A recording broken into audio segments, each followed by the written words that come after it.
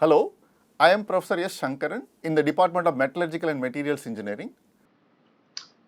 So how do we appreciate this? How do we explain this? How to visualize this restraint or constraint? Let us now consider a bicrystal, A and B. There are only two crystals joined together, and this is the coordinate of this diagram, and then this bicrystal is being subjected to tensile loading, tensile deformation of a bicrystal.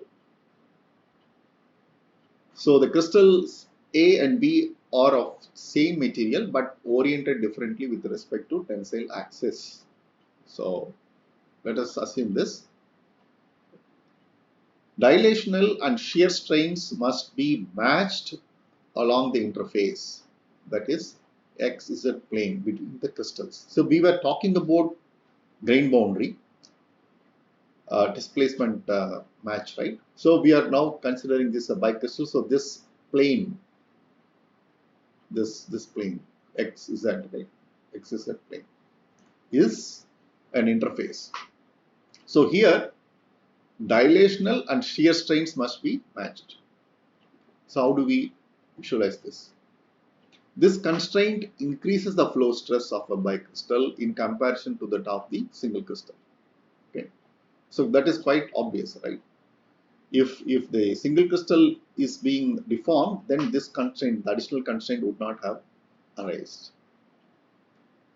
Each crystal can be considered to have a 6 strain components, 3 tensile, that is epsilon x, epsilon y and epsilon z, and 3 shear, gamma xy, gamma xz, gamma yz components.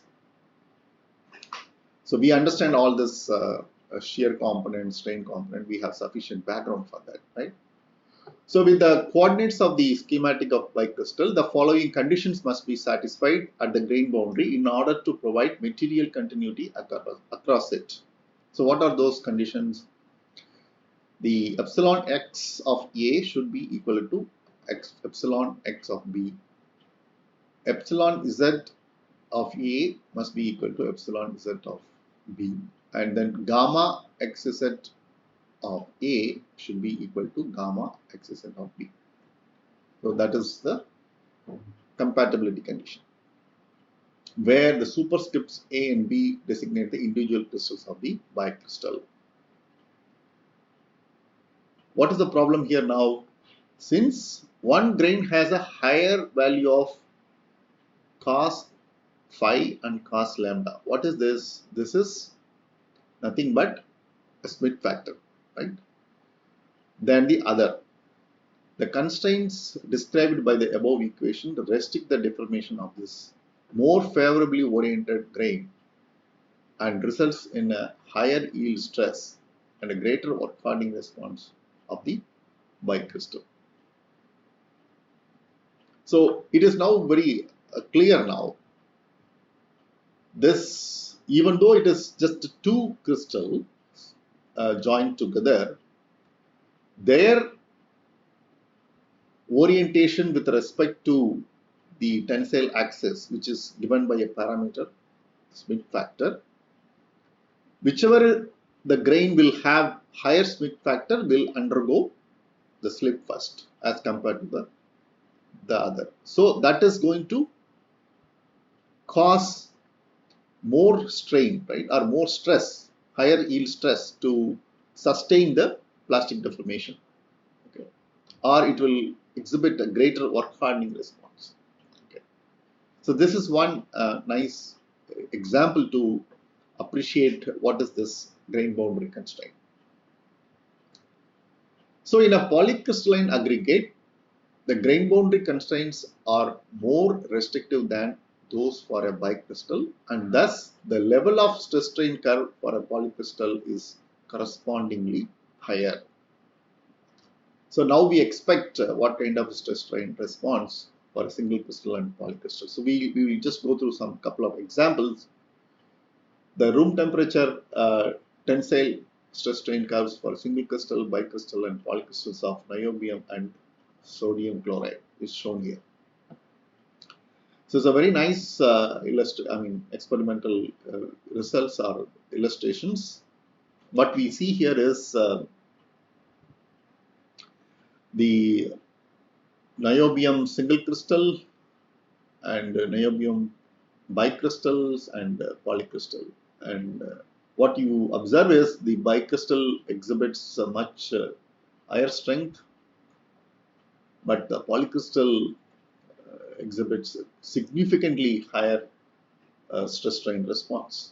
Okay, and of course you see that the strength goes up, then the strain values comes down. Those are all different idea, but then here the focus is on the high flow stress arises from the compatibility issues or grain boundary constraints in the polycrystalline. That is the focus here. So it clearly shows that that idea. Even in the brittle material, this is metal and this is a kind of ionic solid. So it also clearly shows that a single crystal strain curve, though there is no significant work hardening or something, but if you look at the polycrystal, the flow stress is quite steep here, okay, as compared to single crystal and bicrystal. So that is the illustration here. So the level of flow stress of a bicrystal depends on the relative misorientation of the two crystals. This is very nicely demonstrated. So each grain in a polycrystal has 3 shear and tensile components of strain as described above for a bicrystal. However, out of these 6, only 5 of these are independent because the dilational strains are related through the constant volume condition. What is that? That is epsilon x plus epsilon y plus epsilon z is equal to 0 of the plastic deformation. Okay. Plastic deformation is a constant volume, results in a constant volume. So there is a condition there. So because of this, though we see the 6 components, and out of 6 only 5 of them are independent. It can be shown that 5 independent slip systems are required to meet the boundary compatibility requirements. These arise from the 5 independent component of the strain. So now we are bringing another terminology, or I would say a fundamental requirement for the plastic flow. Okay, 5 independent slip systems are required to meet boundary compatibility requirements. How do we understand this? That is, matching of displacement across the boundary necessitates the operation of 5 independent slip systems, at least in the vicinity of the grain boundaries in each crystal of the aggregate. Very important. So in order to proceed with the deformation without creating a void or cracks, the matching of displacement across the boundary is necessary, and in order to do that, at least 5 independent slip systems in each grain, at least in the vicinity of the grain boundaries, are must. That is the idea. Otherwise, the plastic deformation will proceed with some defects. So now we will concentrate on the term independent slip systems. What is independent slip systems? Okay. The number of independent slip systems is related to, but not equal to, the number of geometrical slip systems. Okay. So when we say that 6 components, 3 tensile, 3 shear, they are all geometrical slip systems, but they are not necessarily of independent slip systems. That is valid for all the crystal systems. We can just take some examples and see. To understand this, let us proceed. An independent slip system is one for which slip displacements on it cannot be duplicated by a combination of displacements on other slip systems.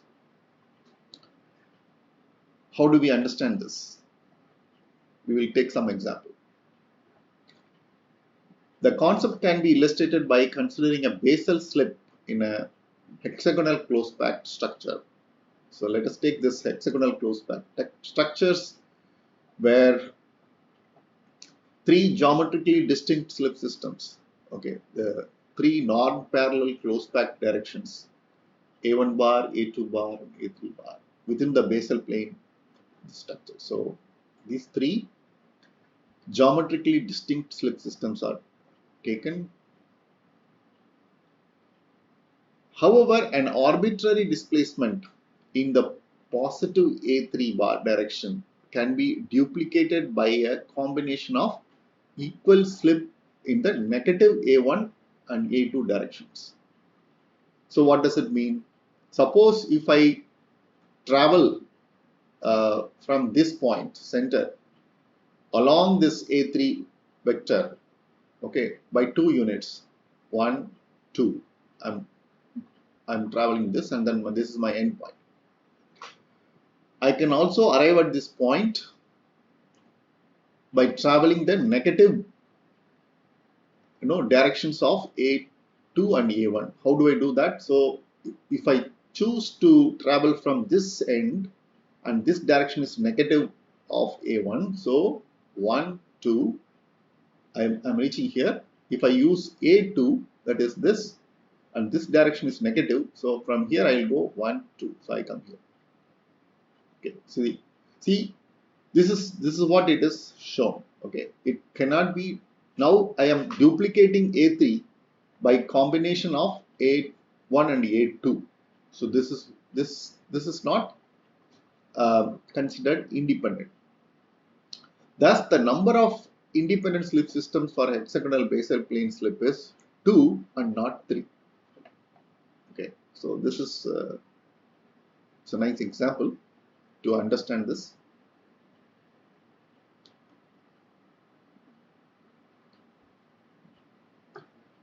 The higher flow stresses of polycrystals are also due to geometrical consideration relating to the differing orientations of the individual crystals of aggregate with respect to tensile axis. Each crystal has its own characteristic value of Smith factor, and those with the lowest tend to deform last in a tensile test. The highest will deform first, the lowest will deform the last. That's a Smith factor. Okay, this is one straight forward thumb rule. Okay, so it is reasonable that the tensile yield strength sigma y relates to tau CRSS by geometrical relations existing between tau and sigma, and thus in the analogy of the above equation, we can write sigma y is equal to m bar tau CRSS. Okay, the equation which is considered here is the Schmidt's law, where m bar is a suitable average for the polycrystal. Okay. Many of the dislocations accumulated during plastic flow result from the multiplication process. Since the dislocation encounters leading to multiplication or chance encounters, the dislocation accumulated by such process are called statistically stored dislocations. So now we are classifying the kind of dislocation which get generated during plastic deformation, right? Okay, before even I go to this description. I just want to add few more points to this Smith factor idea. So we say that the highest slip system or the grains in a polycrystal, the grain which exhibits highest Smith factor, that means that grain is most favorably oriented for this slip. That is a physical mean. But that is not alone the factor, right? How the the other grains are going to facilitate. For example, you assume that a highest Smith factor grain starts deforming first in a polycrystalline microstructure, and as the deformation proceeds, there is no guarantee that the grain which started deforming in the first will continue to deform till the end in the same manner, at least the same rate, or I would say that the accumulation of the strain inside that individual grain, it's not going to be the same rate till the fracture or till end of this plastic deformation. So what is that I'm trying to say? Though we say that the grain which has the highest Smith factor will start yielding first, but as the deformation proceeds, you don't know what will happen to that grain. Some other grain may start deforming much faster than this grain as the deformation proceeds. Okay, so it is not just a characteristic Smith factor alone is going to decide the strain accumulation across the gauge length. It is a characteristic geometrical constraint each grain experiences during plastic deformation that decides the overall strain accumulation across the gauge length. So this is one point you can remember, very important point. So because such a close observations in terms of strain measurements are all just being done now, and then there are evidences that these kind of deformation behavior is happening. So it is not just Smith factor, there are some other factors. At least I would consider to call them as characteristic geometrical constraints during the plastic deformation. Okay. Now we move on to this classification of dislocation. What are we saying here? As the deformation proceeds, the dislocation density multiplies. So that means the dislocation interaction also, the probability of the dislocation interacting with the other dislocation is also increasing. So this is by chance. That means when the dislocation is meeting the other dislocation so frequently because the dislocation density is high. So this by that process it is also multiplying. So it is by chance it is getting generated. Okay. That is why it is called statistically stored dislocation. Some plastic deformation is accompanied by internal plastic strain gradients. Okay. Suppose if the plastic deformation also accompanies or just generates a strain gradient inside the material, then what type of dislocation it will generate?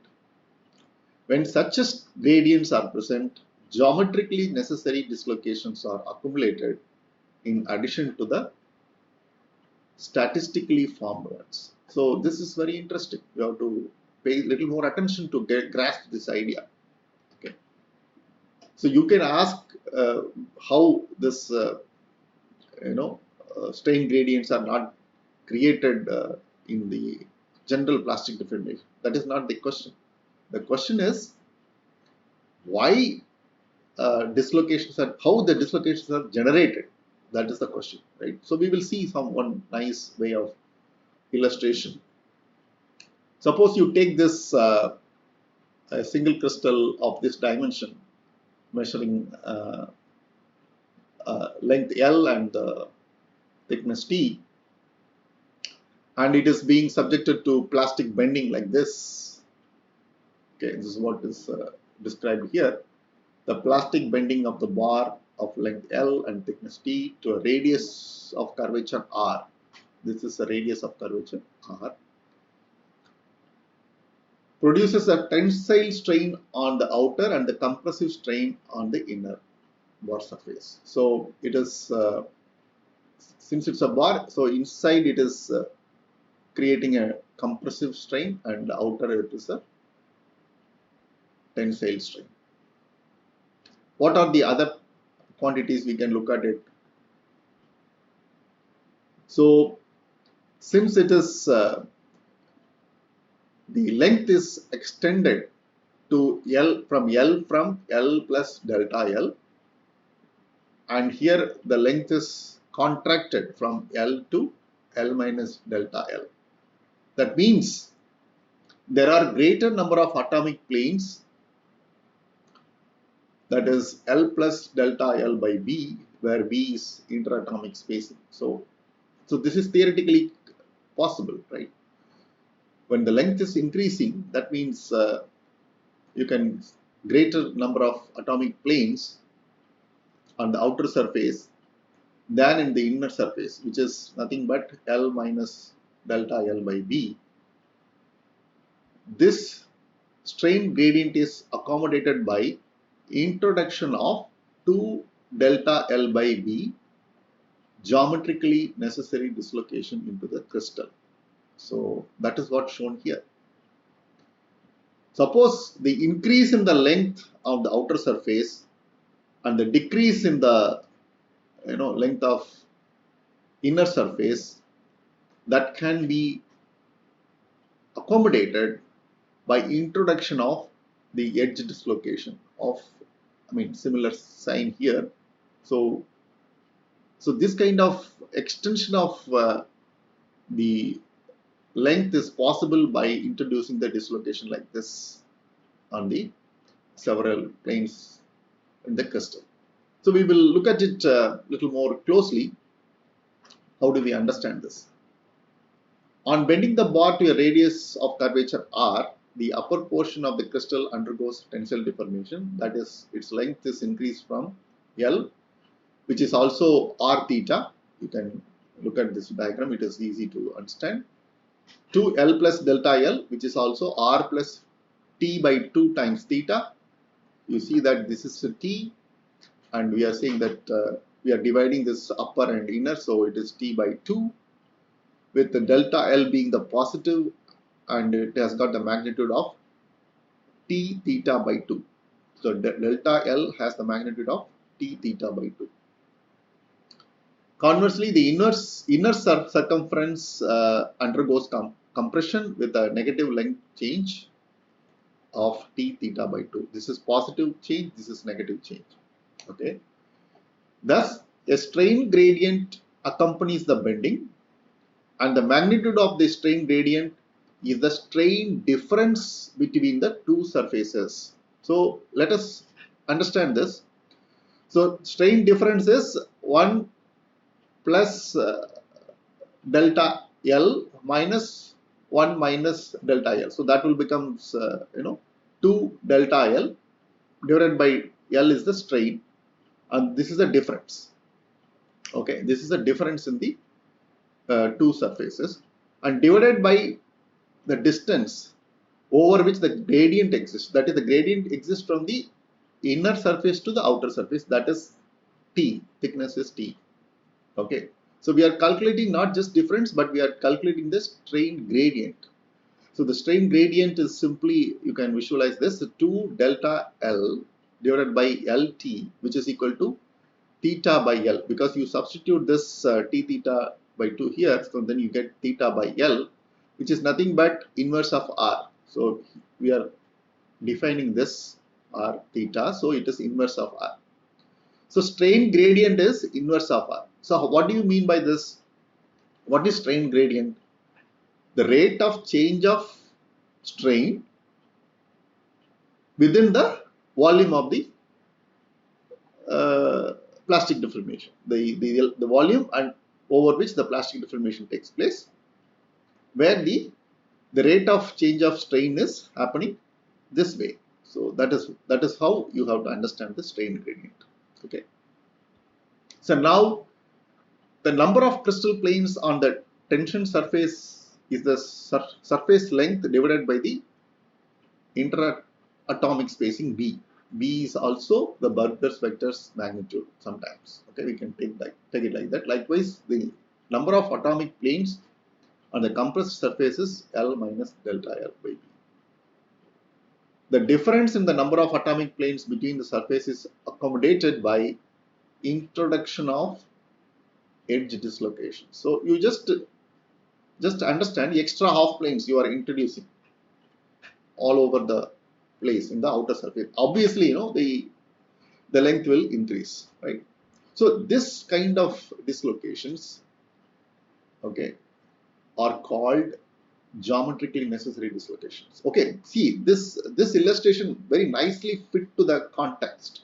Okay, so to keep up the geometry to the additional length, we are introducing the dislocation into the crystal system.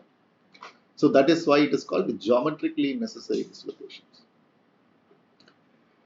Their number is 2 delta L by B, and their density rho G is the number divided by the crystal surface LT.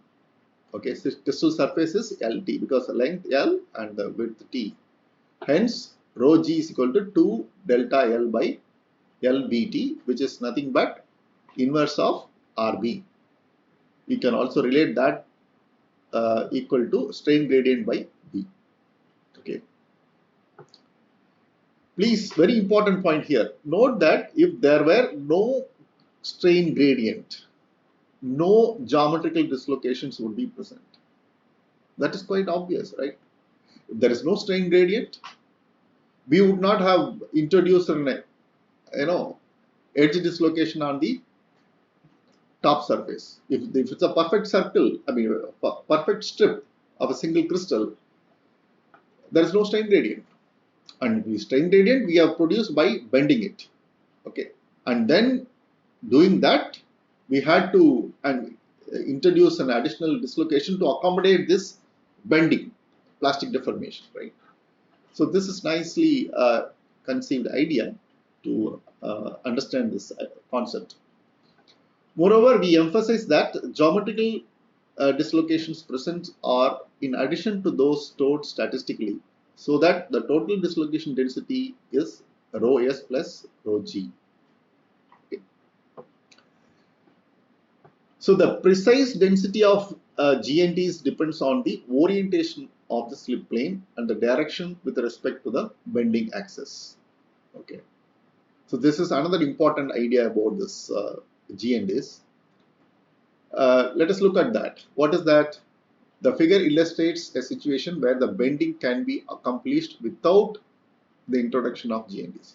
See, previously we said that additional edge dislocations are inserted to accommodate the plastic deformation. That is how the length of the outer surface got increased from L to L plus delta L.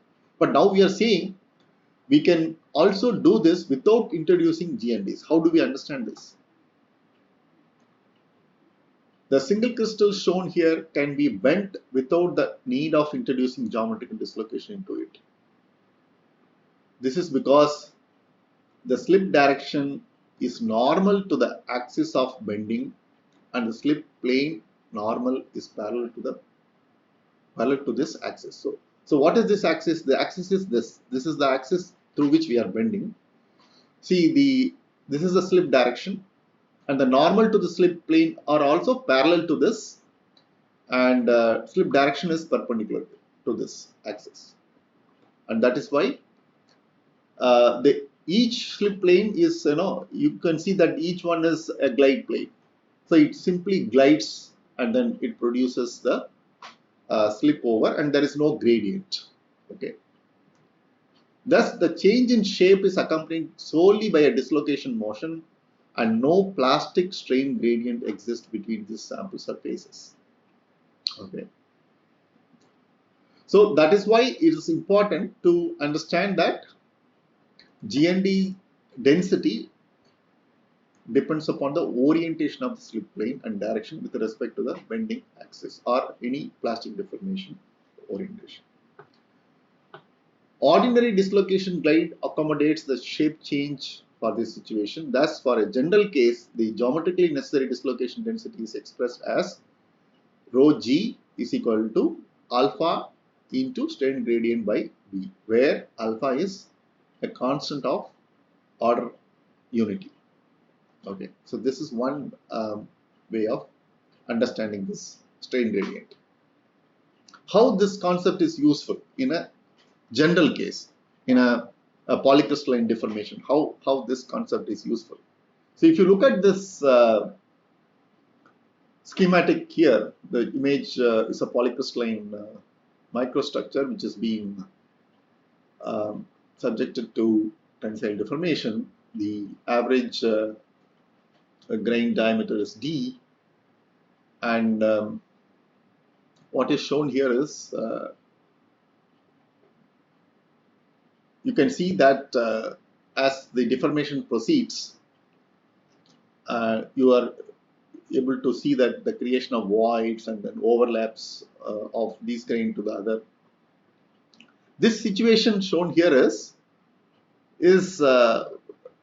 completely unconstrained deformation. Okay, so that's what we are saying here. An alternative way of viewing the constraints that individual crystals place on each other during polycrystalline deformation is provided in these four figures. The figure shows that geometrically necessary dislocations can provide compatibility of displacements between adjacent grains. Okay. So what happens is this is without a constraint. I mean, it produces the voids and overlap. And what can be done here is to avoid this void. Instead of a void, it can be a dislocation spread on the interface. Instead of overlap, it could be a dislocation distribution between them, just to accommodate that kind of constraints. Okay, that's what it's showing. Figure also shows the deformation that each grain would experience in the absence of constraints. That is, the strain it would undergo if it deformed as a single crystal. Okay, that's what's shown here. Without constraint, voids and would ensue, and this does not happen in a reality. So all these voids and overlaps are nicely accommodated through generation of geometrically necessary dislocations, and whatever the ideas we have seen, it nicely supports this concept. And in addition to the previously discussed aspects of multiple slip, voids and overlaps among the grains can be eliminated by geometrically necessary dislocation that accommodate the strain gradients that exist between the individual grains. And the dislocation arrangements required to produce compatibility are illustrated in this figure. So what you see here is we have brought this concept of GNDs, and also we have now shown how in a polycrystalline deformation, how it accommodates the strain gradient and allow the deformations to proceed without forming the voids or overlap and other defects and so on. Okay, we'll stop here and we will continue our discussion in the next lecture. Thank you.